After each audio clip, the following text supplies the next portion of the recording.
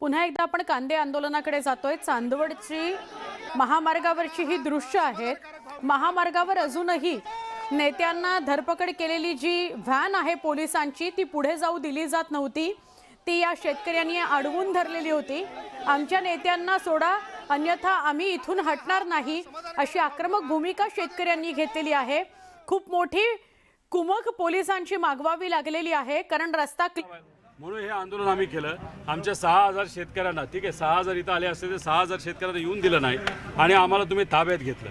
कुठेतरी या शेतकऱ्यांच्या मोर्चाला घाबरून आपण जे आंदोलन महाविकास आघाडीचे सर्व नेते आणि शेतकऱ्यांनी मिळून इथं केलं, शेतकऱ्यांच्या मुलांनी मजुरांनी सुद्धा केलं, याला कुठेतरी घाबरून मुख्यमंत्री, पणन मंत्री आणि कृषी मंत्री उद्या दिल्लीला जाणार आहेत आणि हे सगळे विषय त्या ठिकाणी मांडणार आहेत। त्यामुळे उद्या दिल्लीमध्ये काय चर्चा होते आपल्याला बघावं लागेल। तरी सुद्धा जसं आमच्या नेत्यांनी सांगितलं महाविकास आघाडीची उद्या काँग्रेस भवन मुंबईला मीटिंग तिथं होणार आहे। त्या मीटिंगमध्ये पुढे जाऊन मुंबईवर आंदोलन आपण कसं करायचं या महागाईबद्दल सुद्धा आणि शेतकऱ्यांबद्दल सुद्धा तिथं निर्णय घेतला जाईल। त्यामुळे बघूया। पण शेवटी हा बघा, शेवटी सत्तेतले लोक आहेत, लोकांनी त्यांना निवडून दिलेलं आहे, पण लोकांना हे वाटलं नव्हतं की सत्तेत गेल्यानंतर एवढे माजतील। ते माजलेले लोक आहेत।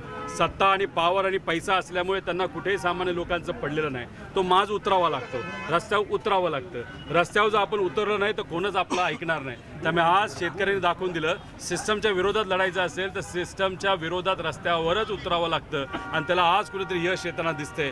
उद्या पण कुठल्याही व्यक्तीवर, सामान्य लोकांवर कुठल्याही विषयासाठी अन्याय झाला तर आपल्यासमोर दुसरा कुठला पर्याय नाही, आपल्या रस्त्यावर उतरावंच लागेल। जे भाषण झाले त्यामध्ये हर्षवर्धन सपकाळ यांनी मोदींबाबतची टीका टिप्पणी केली, त्याविषयी आपलं काय मत आहे?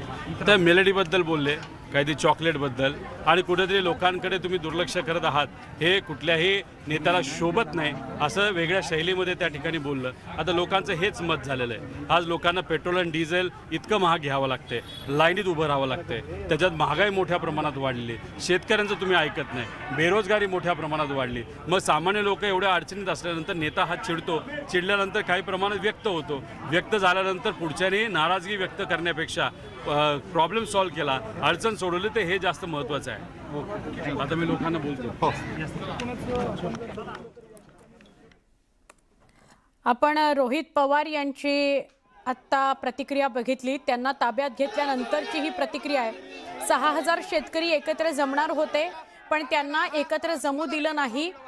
हे सरकार सर्वसामान्यांकडे, शेतकऱ्यांकडे दुर्लक्ष करतंय। त्यांना शेतकऱ्याच्या जगण्या मरण्याचं काही पडलेलं नाही। 3000 रुपये तरी भाव शेतकऱ्याला हवा आहे कांद्याला, तरच तो जीवित राहील असं रोहित पवार यांनी म्हटलेलं आहे।